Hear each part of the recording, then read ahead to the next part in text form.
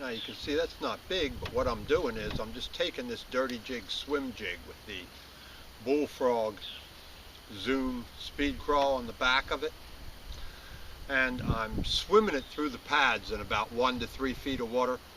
And then as I get to each opening, I'm dropping it, letting it hit the bottom. I pick it up, shake it a little bit, swim it a little further, swim it up on top of the pad, let it fall back down again. And that's how they're hitting it. So we'll see if that continues to be the pattern throughout the day, or whether they're on the docks in the wood also. You see, I'm throwing the same thing. That's a dirty jig swim jig, 3/8 ounce. I've got a Grandy Bass Mega Claws trailer on the back of it. Not a big bass, but I'm in a different set of pads now in the back of the creek. Same depth, 1 to 3 feet. Got Sunline FX2 braids, 50-pound test on this one. Using the iRod Genesis 2 rod, the swim jig rod. And what I'm doing is I'm just swimming it through real slow, not fast like I normally do. And then every time I get to a pad or a stalk or an opening, I'm just killing it and letting it fall down. And it's a real super light hit. The rain just stopped. We've had, heavy rain off and on and everything for a couple days, and a cold front is moving through right now. And it'll be here in about 6 or 7 hours. The winds are expected to pick up to like 25, 30 miles an hour. So we'll see what's happening, but they're in tight to the pads. I've worked all the docks and wood, and they weren't hitting that. And I've thrown some spinner baits. I've thrown an Assassinator and a Terminator tandem in a couple different colors. I threw the buzz bait. They just not having anything to do with that kind of stuff. So I went back to the jig and picked one up right away. So we'll see what happens. See this, all these better fish are in the pads, but you've got to slow down. They're just the same thing, dirty jig, different color.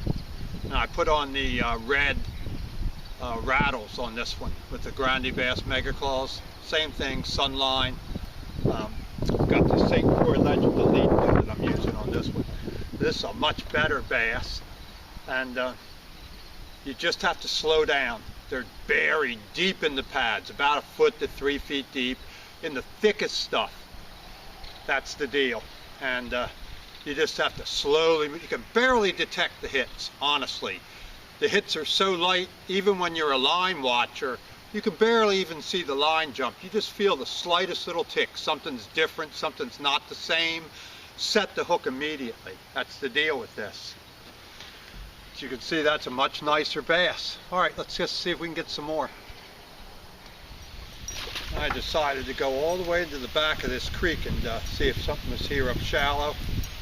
Right where the creek actually ends, I caught about, I don't know, 7 or 8 bass like this, and 2 or 3 a little bit bigger, just a pound, but on that Terminator spinnerbait like this. So anyway, we'll see what happens. Go a little further back. All right, well, I'm going to get out of here. I've been working spinnerbaits, I've worked chatterbaits, I've thrown some crankbaits in all the pads, on the deep edges of the pads on the main lake, and then worked another cove. Punched it with the punch rig and the jigs, and through the swim jig, and they just seem to have really turned off. It's 12:30 now, so that's 4.5 hours, not bad. I caught about 7 or 8 bass that I didn't bother to film that I consider to be too small on a spinnerbait.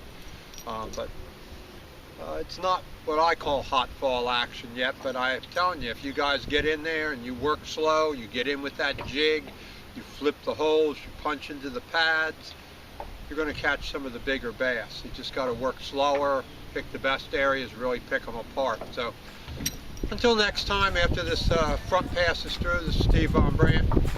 I'll see you down on the water.